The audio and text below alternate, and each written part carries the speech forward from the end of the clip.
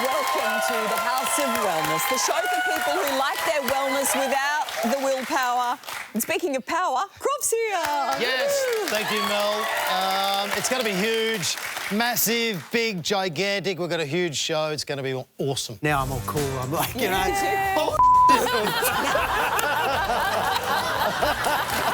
The heart rate's gone up. If you're sleepwalking, you're probably waking up not feeling very refreshed. Although I got my steps in.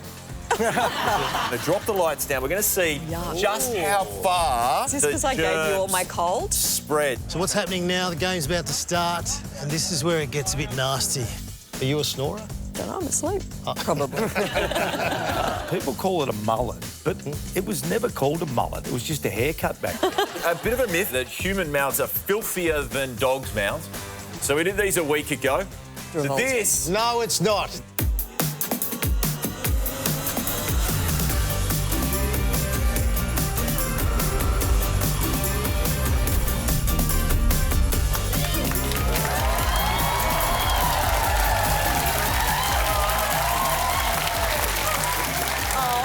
It's a bit of a boys' club tonight with Archie, Thomspon and Dr. Rochford on. Absolutely. I'm not About time the lads got together. Hey, what's going on there? Germs. Keep it clean. Oh, my What's God. going on? I hate germs, though. Like, I really hate them. Really? Well, There's some good germs, though, right? Yeah, I love germs. I'm a germ loader. Just bring all the germs at me. A germ loader. Well, we've actually done a little experiment to see if Crawford, the germ loader, if his mouth is actually dirtier than a dog's. Check this out. A bit of a myth that human mouths are filthier than dogs' mouths. So to test that, we went after the world's You filthiest. put it right down my Human throat. I don't know mouth. why you went that far in. Well, I needed to get... Well, that was probably a bit of prostate there. So what we got to do, and then, again, this is me. That's not me, that's the dog. That's Roscoe. That's Have you ever swapped a Roscoe. dog before? He looked quite OK. He was pretty comfortable with it. I am not the Bondi vet. I keep telling people. Hands up if Oh, you think come on, you've gotta be Crawford's joking. What mouth do you is going to be germier. Oh, there's a lot. And what about the Roscoe's, the dog? I brush my teeth a lot. So what we did was we did the swabs there. We got the cultures out. great. And what I'm going to do is I'm going to hold up the two dishes here and we can all figure out whose is who. So we did these a week ago. No and what way. that does is that grows That cannot be mine. bacterial That colonies. cannot be mine. OK. That is So- disgusting. That is revolting. This, No, it's not. this one here, this is Crawford's mouth. Oh, thank goodness for that. Even still. You can see on there different colonies, probably some Staphylococcus, Streptococcus. That big? big one is a fungus. I didn't see that. Oh, that's disgusting. What is that? It could be anything. Could be Candida. Could be, Aspergillus. Who knows? But I'm that was in okay your with mouth. Aspergillus. So that's the dog's mouth. Oh, yeah. Again, That's pretty you can see disgusting. there lots of different bacteria, lots of different colonies, probably some Micrococcus, Pasteurella, a whole series of Staphylococcus. Now, the whole idea is they're pretty normal. It's kind of what you'd expect. We all have lots and lots of bacteria in our mouths, and it's not necessarily all bad. The myth around whether it's cleaner in a dog's mouth or a human's mouth actually comes from the fact that it's worse if you get bitten by a human than by a dog because our bacteria causes more infections. Right. So that's where it comes from. Now, can I just say, full disclaimer, I did kiss the dog before I did my test. So that's all pretty normal. I think it's the word colonies that was pretty grossing me out. But this is normal then, what we've seen here for all of us. Yeah, it is normal. And I think for a very long time, bacteria and all those the microorganisms, they get a bad rap. And obviously because they do cause infection, but we need bacteria. Why do you have the gloves on still? I was just like, Are you going to like he's going to do miming. Yeah, I'm a doctor.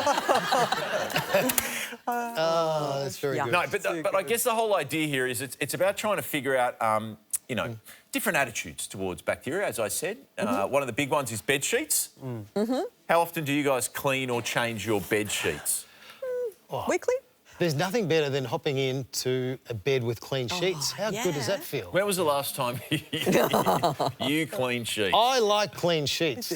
Oh, that's not the question. What was your question, sorry? When was the last time you actually cleaned the sheets and made the bed? 3 years ago. You boys? I would say when I first moved out of home, I don't think I ever washed Oh, my sheets. no. What? Yeah, don't boo or hiss. It's just what lads do, right? But I think as I get a bit older, I found a partner, and she washes the sheets. Surprisingly. She washes the sheets once a week. You don't have to wash it, just turn it over. Like your job. Yeah, thank you. That was my reaction. So we spoke to our audience who I'm really pleased to say you guys are clean, thank goodness. I don't believe them. 77% say once a week. 18% of you guys say once a month. 5% say once every 3 months. Oh, no. I won't ask you who that is, but somebody your hand in the up if audience it's is you. sitting next to someone. We were all big in the hand sanitizer. I noticed that it's still around a bit. Should we still be using hand sanitizer? People, they obviously assume that all bacteria is bad. But there is good bacteria. It's in our gut microbiome, good for our immune system, creating hormones. There's a whole bunch of good things that it does. But if it ends up in the wrong spot, it can cause bad things. A lot of the way that happens is on our hands. And so making sure that we keep our hands clean is probably one of the simplest and easiest way to protect ourselves, particularly cold and flu season. And that's where hand sanitizer can come in. Warm water and soap, if you do it really well, is just as effective and sometimes is a little bit better on the skin.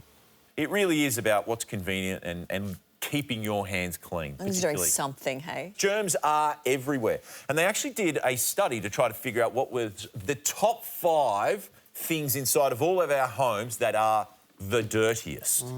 So Okay, can we guess? Go ahead, try to figure it out. All right, come on. There'll be a toilet seat, yes? Toilet seat? No, toilet seat is not in the top 5. Something in the kitchen. Yes, absolutely. What about your chopping board? No, Oh. getting close. So the top 5, starting from number 5, is the bathroom tap, the remote control. Yeah, I heard the remote touching control. I would have had that control. top 3. Fridge handle. Fridge handle, yes. Yeah. Toothbrush holder. And the number 1 filthiest thing in human homes is the dishcloth. Or Oh, the kitchen, yuck. the kitchen cloth. Which we used to Yeah. clean. Yes, we wipe the benches down. So, Doc, I've got a question for you. Yes, go ahead. And I'm asking for a friend. OK? So when you drop food on the ground, is there a 5-second rule? Or if it's something that you really love, can you extend it to maybe 10 or not even worry about it? But is there a rule The in there? 48-hour rule. Yeah, the 48 rule. The 5-second rule is unfortunately not true. So they did a test on this. Bacteria, they're not sitting around going, oh, I have 5 seconds. No, it is 1 sec, like, it's almost instantaneous. But obviously the different type of food, different type of surface changes how much bacteria gets onto the food. You know when you drop your Vegemite toast and it always seems to yes. flip and land butter side down, doesn't it? With a few dog hairs, even though Yeah, I don't whereas have a dog. maybe if it lands It's like, I don't even have a dog, I've got dog hair on here. I mean, there's clearly a common theme. Bugs are everywhere. We've figured out we're more bug than we are human. So we've run an experiment. Right now, we're all part of an experiment that I am currently running for this episode. I'm not going to reveal anything more of it right now, but I'm going to, give you the results later on in the show. Good. That is very mysterious. Better be good, We shall otherwise- wait. Coming up, has Archie conquered his fear of spiders? There's only one way to find out. Come on, Arch. Yeah. You can do it. And what is stopping you from getting a good night's sleep? We're going to find out next.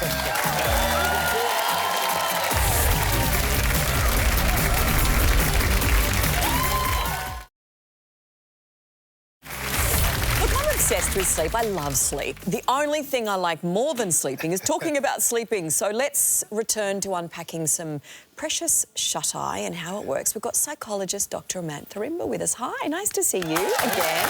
Lovely, lovely.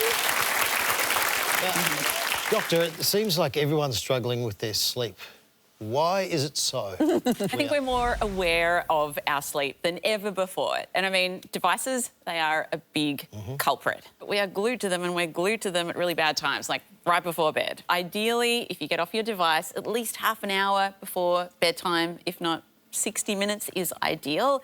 Amantha, I just want to ask you, how many hours should we be getting sleep? Because, I don't know, I feel like I'm on about 5 or 6 and that gets me by, but I feel like I should be having more. Yeah, 5 hours is not great. Oh, Generally okay. about 7 to 8 hours. That is a good night's sleep. And I guess everybody's different, aren't they? You know, some people can do 5 or 6. I'd be as cranky as hell, but that's okay. We checked in with our audience on what you guys are doing. 2 to 4 hours, 5% of you. 31%. Wait, what? Yeah, 2 to 4 hours. How do you do that? They should have time to wash their sheets then. Like, 31% of you say 4 to 6 hours. That's not a lot either. 59% are saying 6 to 8, and 5% say over 10. Yeah. What is it that's keeping us awake? Ideally need to wake at the same time every day. So for most people, they don't do that. Most people will wake up a little bit earlier on weekdays and have a sleep in on the weekends.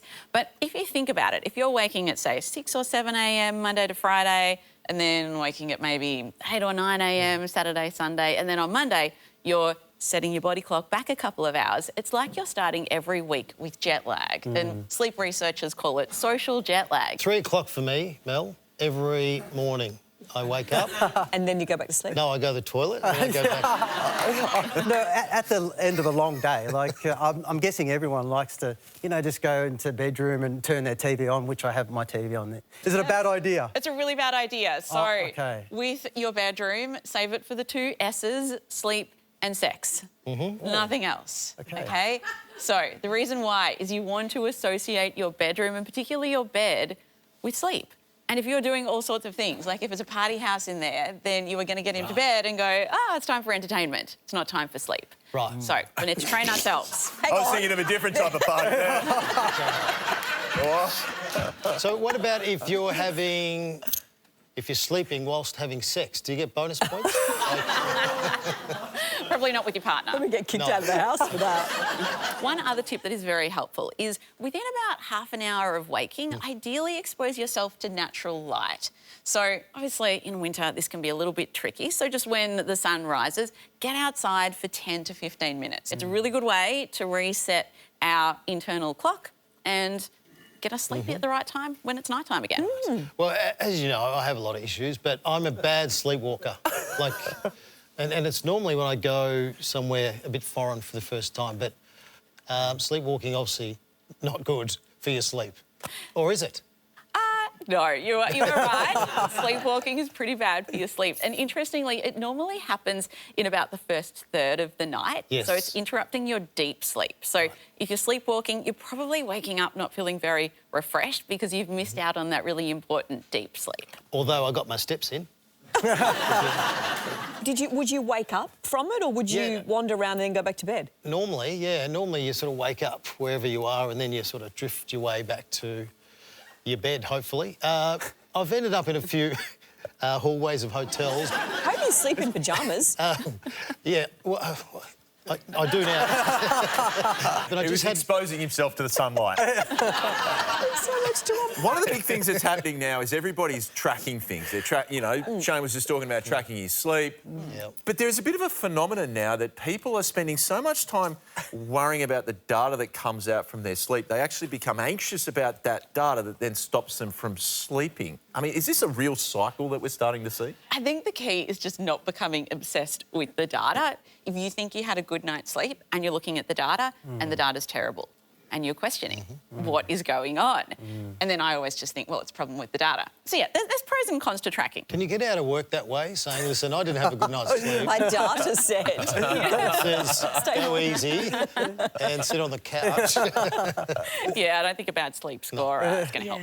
Oh, look, maybe one day. I want to know how you guys would all go if we went to Spain for another experiment, but they actually hold a sleeping competition, which I actually love, the National Siesta Championships. Well, is it a couch? So you've got to fall asleep on a couch. It's like a little weird pod thing, doesn't it? How do they actually measure it, though? How do you know you're not faking it?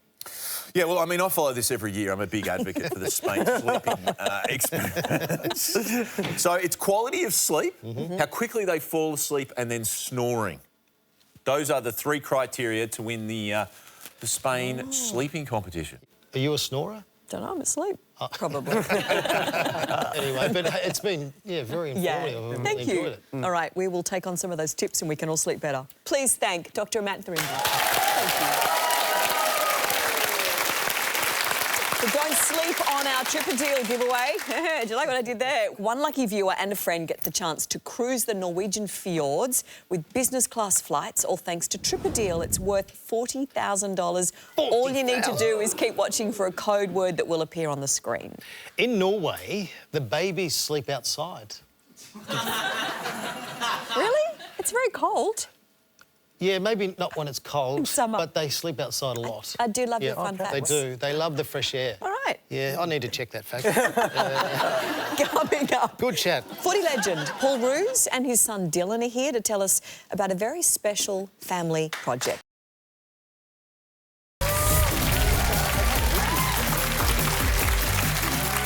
Well, with us now is youth mentor Dylan Roos and his dad, AFL legend Paul Roos. Nice to see you. Incredible career. If I could ask you to name a highlight, what would it be? Well, obviously winning the grand final in 2005 is definitely the highlight. It was a special day. I mean, I played for 17 years and hadn't won a premiership. Played in the grand final in 96 and lost. But to coach in 2005 with such a group of people, good group of players, the whole footy club was, it was pretty amazing. Yeah. What did you say when you held up the cup? Here it is. Is that right? I get asked that a lot, and people yell at me on the streets Oh, do too, they? Crawford. Yeah. That came because I saw the banner, and the banner said something about, 2 cities, 1 club or something like that. So I saw that before the game, and I thought, oh, that's pretty cool, like bringing...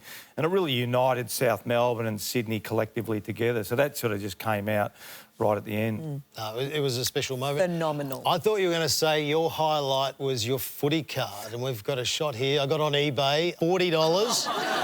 Have a look at that. That is a monster. And look at the beautiful hair, hey? People call it a mullet, but it was never called a mullet. It was just a haircut back then. Every single player that I played with had that same haircut, and we all looked the same. Yeah, well, Shane, I actually looked on eBay too to find a card of yours. It popped up, I think it was $1.90. $1.90, and I actually looked, it was actually you that made the bid on it.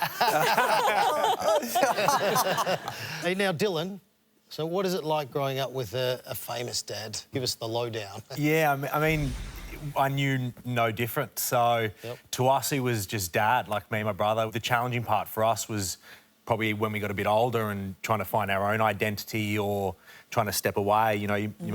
I'm still Paul Roos' son, so... Although when he got Dad of the Year, 2008, that changed everything. I mean, that would have been pretty cool. Dylan, did he stay humble when he got that award? Or he stayed humble. He's always been humble. It must have been special, though, that award. Yeah, it was pretty cool. I mean, the interesting thing was Dylan reminded me, he got asked on a podcast once, what do you remember about your dad? And I'm thinking, here it is, premiership, etc. And he said, he used to fly home from Perth on the away games and turn up for our games on a Sunday. So that was actually quite impactful. So don't forget, your kids are going to remember the small moments. Don't wait for the big holiday at the end of the year or whatever.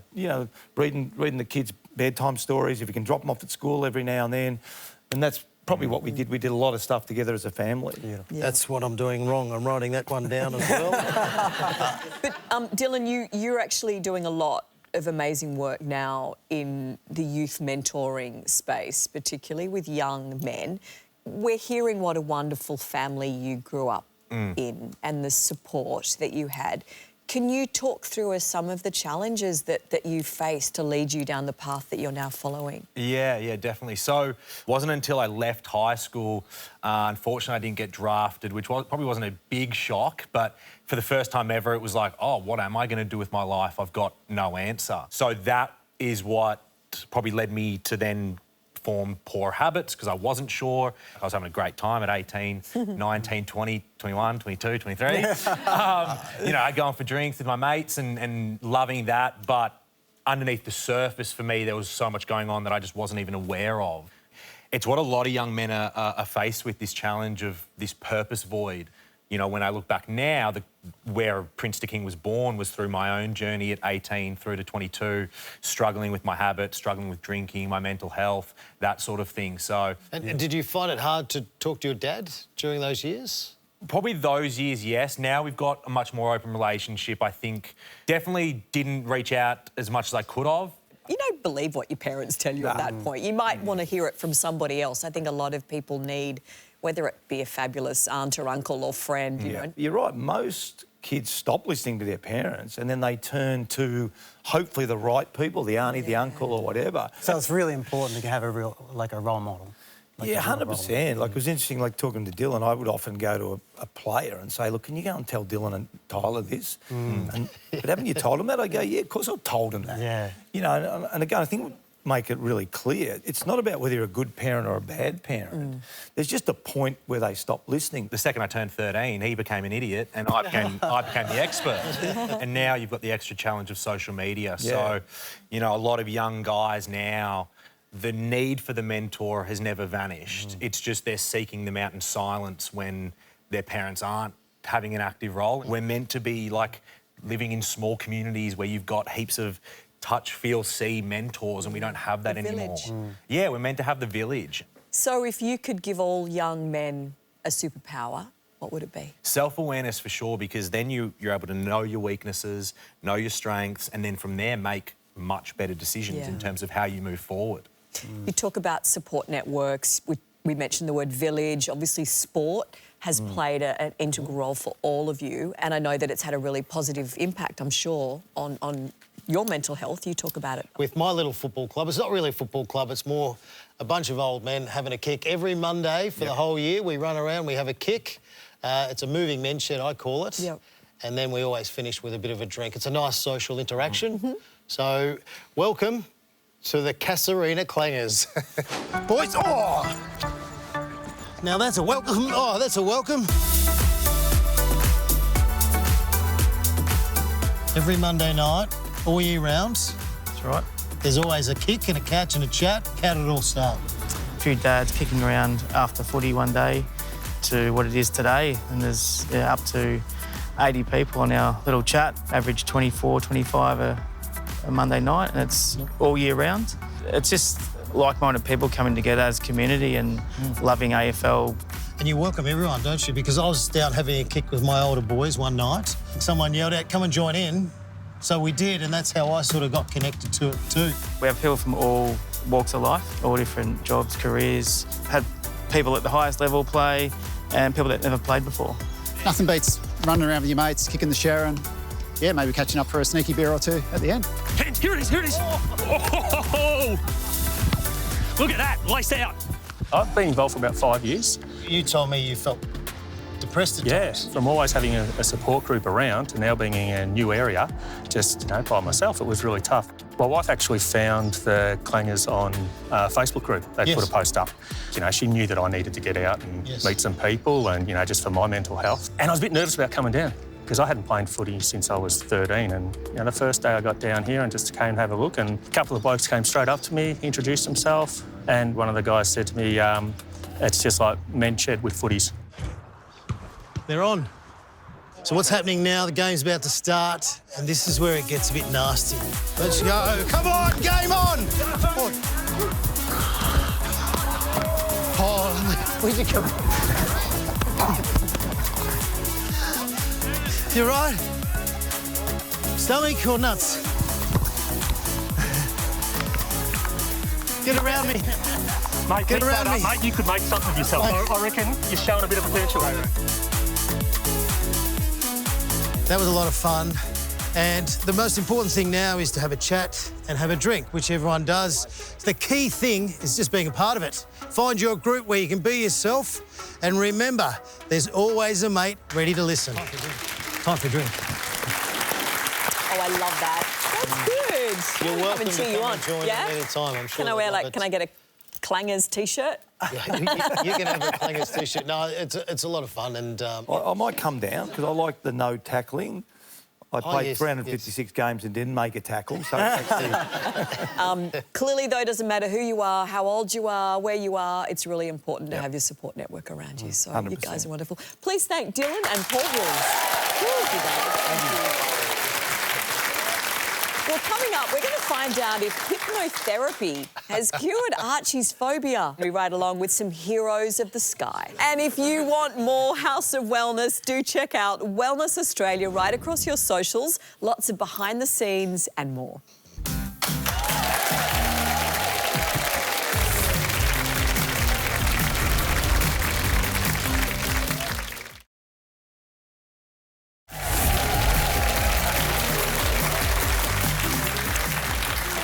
Second counts and there is no time for traffic. First responders are flying through the air to help Aussies in need. They're helicopter paramedics and we went along for a ride. So my name's Stuart Hill. I'm a Micah flight paramedic. There's some real unique challenges to working on helicopters that you don't face working on the road, but it's essentially the same role. Our responsibility is to move patients that are critically unwell often to more centralised services. We have to make lots of decisions very quickly when there's a lot of pressure, whether it be a clinical decision or a decision around logistics. There's a lot going on. You meet people in this role that are at that absolute precipice of life and death, and where they go can come back to how you manage them and the decisions that you make. I'm Sam, I'm 16 years old. Went out for a ride to a new track. I hit the jump and there must have been a rock on it. The front wheel's gone down and the bike's come on top of me. Must have been knocked out by then.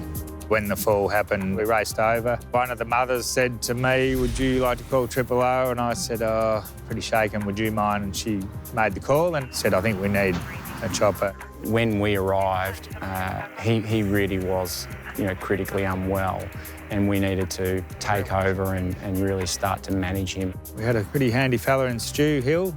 He calmed the whole situation.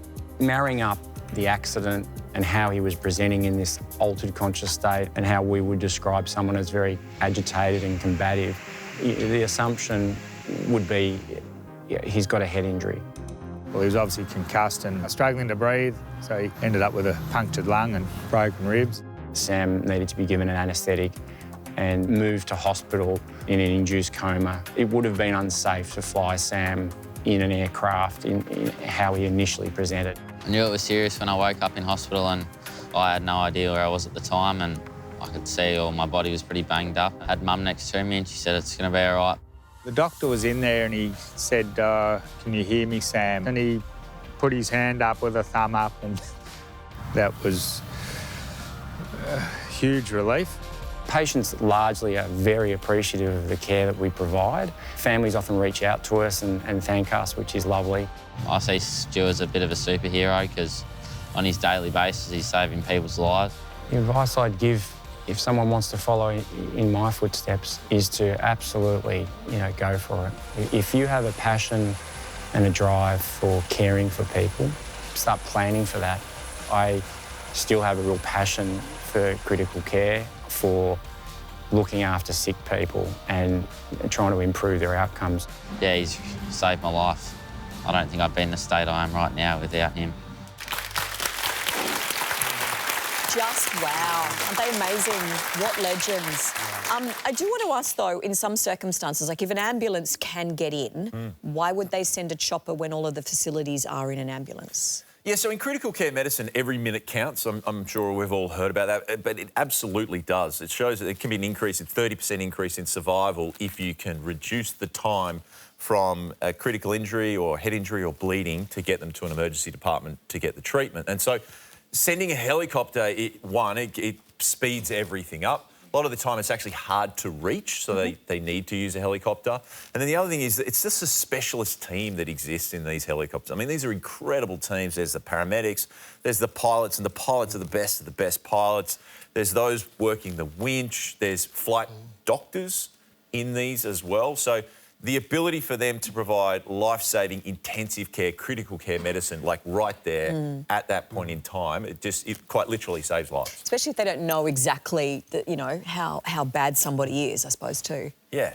And a lot of the time that is the case. You only get a little bit of information. Yeah. And so these things are so fully equipped that they can deal with those scenarios. Yeah. So you said every minute counts, which I'm sure it does. So how do they deal with the pressure? Because that is a lot of pressure on someone's shoulders. Yeah, you have to be a very specific type of person to go into this. So obviously, there's a lot of training that goes into critical care medicine, then, take it to the extreme of doing it in scenarios that are completely unpredictable. And, I mean, we all understand that it's just not on the nice days where these guys get to fly their helicopter to, help people. It's usually bad weather, difficult landings. You can see the winching onto the cliffs.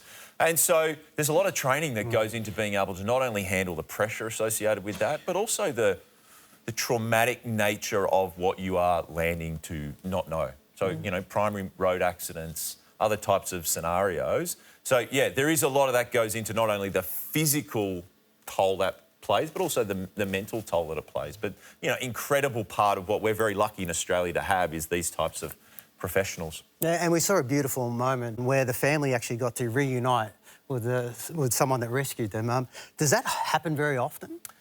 I mean, I don't think it happens a lot, but a lot of the paramedics and a lot of the different organisations that do this, I know they like to do that because these aren't necessarily just, you know, they've got to be funded somehow, so the funding needs to come. And so, you know, being able to let people understand, you know, that we don't pay for that. The other thing is in other countries, a lot of people would be worried about how much that costs. So, you know, I think, you know, having worked in an emergency department, and we know that, you know, when we hear the chopper coming, a lot of the time we know it's coming, but when you know it's landing on the roof, you know, the patient shows up and the amount of work that's been done before they get to us is incredible, amazing, to be able to, you know, stabilise that patient and potentially save their life.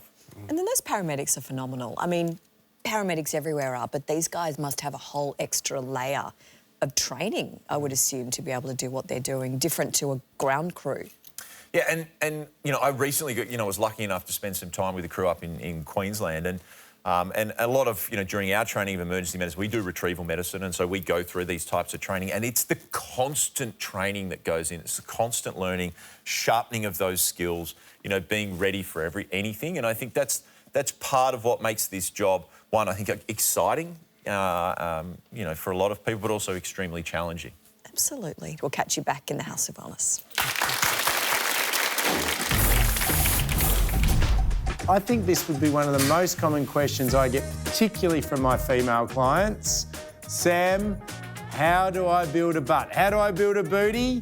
Here's my 5 favourite booty band exercises that you can do from home. First one, nice and simple.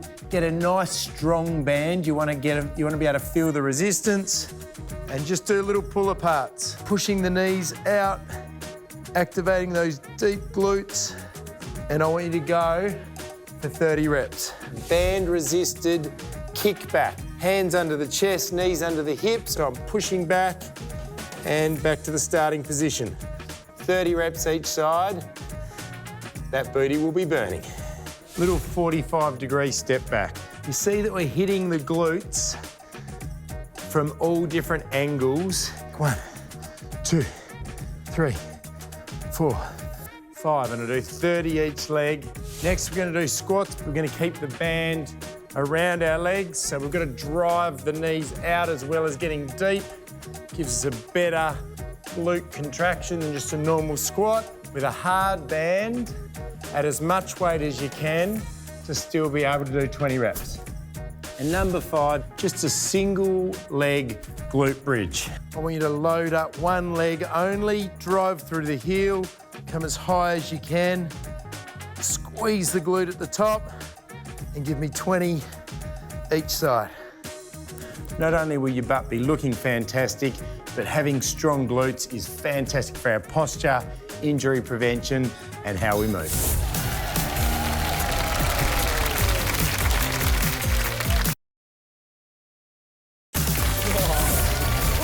Weeks ago, we were talking about phobias, and we found out that there is nothing our mate Archie Thomspon hates more than a spider. As you see, I can't really speak right now. Yeah, I just noticed. So I kind of feel mean that we're about to do this, but we sent you away for hypnotherapy. This is going to be unreal. Yeah. Well, I can feel the tension from here. So hypnotherapy is, we're hoping that it's helped Archie, and the best way to find out if it has is to talk to his hypnotherapist, Carolina Rosa. Hi, nice to have you join us. Great to have you. On a scale of scaredy cats, where's he at the moment before he's about to launch in? Well, you know, I think he's just forgetting that deep down he is a strong lion.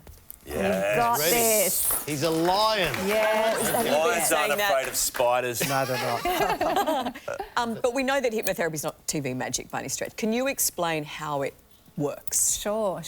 People think it's mind control or that it's some magic that we do on someone, but actually all hypnosis is self-hypnosis. You cannot be hypnotised unless you allow yourself to be hypnotised. Right. Okay. And then, like TV hypnotising, whenever I've seen a show, I just see people clucking like a chicken. And the little spirally, twirly, black and white thing. That's what I thought it was, but this is going to be incredible. Run us through what you did. So this is the process. So this here He's is asleep. the first process. So the first process I did there, so I basically used the rewind therapy first. That therapy was initially used for people with PTSD. And it was found to be so effective for healing trauma that people then started using it for phobias. He's asleep again. He's asleep a lot. After that, I also, you would have seen me move my fingers from side to side. I was doing EMDR. That is a technique which is actually used also for PTSD, and now it's been modified for phobias. I think we all know, like, when we sleep, we process, right? So when we're sleeping, you would have heard of REM, rapid eye movement.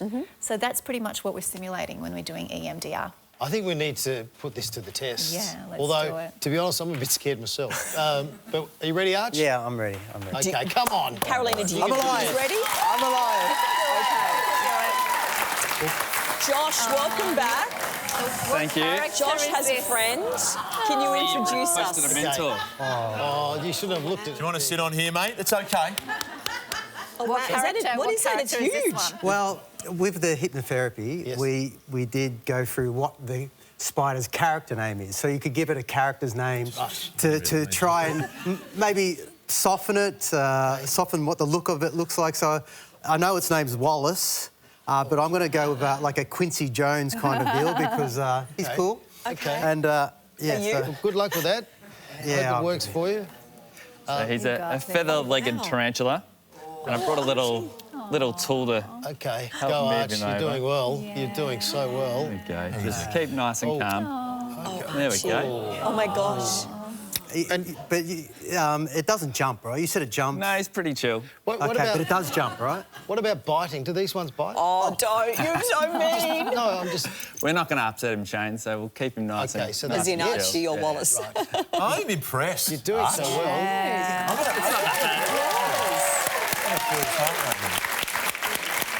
Okay. You're actually quite steady there. No, I definitely feel like that couple of sessions, even though it looks like I was sleeping and didn't hear a lot of what she was saying. Could you have done that a month ago? No way, no way. Like I said, those little tricks that you gave me and retraining the way I look at this, because it's really, you look at the size of it, now I'm all cool, I'm like, you know...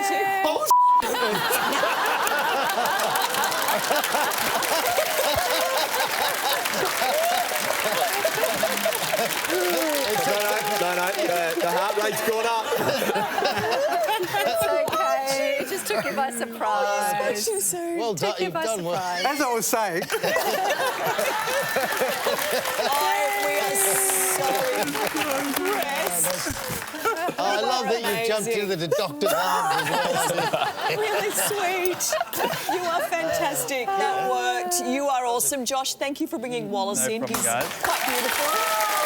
Archie, you're super brave. Carolina, you're a genius.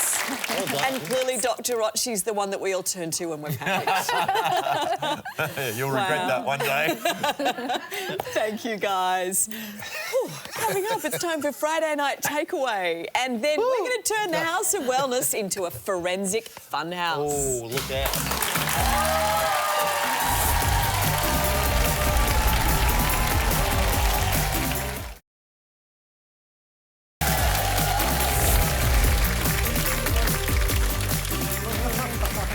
It is time to get the weekend started. But before we do, let's get everyone's takeaway. Friday Night Takeaway. What have we learnt? Well, I learnt that the sky is full of amazing helicopter paramedics. Yes. And they're the real superheroes, like Batman, Superman and Paramedic Man. I think that's pretty cool. I love that. I've learnt to find yourself a really good role model. Maybe not these two. Sorry. Also, to see if your mate's OK, even on the football field. I learnt that there's only two things you're meant to do in your bedroom. Oh, hello. You're laughing. Sleeping and snuggling. Oh, what about sexy time? I learnt that Arch is a really nice snuggler. He did. He jumped into your arms. He did. Wouldn't it be amazing to have a slow-mo of that? Because it looks so... It was pleasant. Beautiful, strong. No, mate, you did so well. I'd be honest, you did so well. Yeah, have a look. Look at him. Isn't he good? Dr. Archie to the rescue. Love it. All right, we know who to come to and we're scared. Yeah, now, early on in the show, I said that I was running an experiment. You have all been a part of an experiment, and that experiment started with me and Archie, and the theme of the show being around germs, showing exactly how easy it is to spread germs. So, obviously, we all sneeze. Archie faked a sneeze there, but what I put in his hands is a form of cream or gel that shows up under UV light. And the idea is to show you just how easy it is, if you don't wash your hands, for germs to be spread. So what we're going to do is we're going to bring some lights in here. We're going to drop the lights down. We're going to see just how far disco is this because I gave you all my cold? Spread. So you can see where Archie's hands have been. Yes. And I mean, this is the same as anyone. We all, you know, we jump on a plane, we grab a door handle, were you doing come push-ups on the table, were you, Archie? We got some on the door handle. Fridge. I mean, I did ask Archie just to do what he would normally do. But this is like in any home. Oh, there's some on the door handle there. Oh, wow. Over here. If we went over here also, on the coffee table, this feels just like to a get a crime look. scene. And this is your home. Nearly killed the cameraman. Are you OK there? That's all right. All in the name of science. Yep. There we go. And, you know, again, this is a really good example of why we need to, one, wash our hands, make sure we're washing our hands. Two, if you are somebody that's not necessarily sick, why we also need to wash your hands. So it's so easy to pick up viruses and bacteria. Mel, you're OK. How are you going? Hello. Just turn around there, Shane, for us. What is this? Oh, what's been going on there, Archie? You've got lovely handprints right on your buttocks. It might come up in the court case. If we look at it, you probably got, you got a little bit, you got something on your beard. You got one on your head. There you go, look. Oh, gosh. OK, wash your hands. Needless to say, that is what we've learnt. Germs and bugs, easy to spread. That's what we've learnt. We've also learnt Archie's a bit handsy. But he feels very safe and he's very appreciative of it. It's been a lot of fun. Thank you, guys. Thank you guys for joining us. Thank you. Lovely way to wrap up the week. So we look forward to seeing you again next Friday night in the House of Wellness.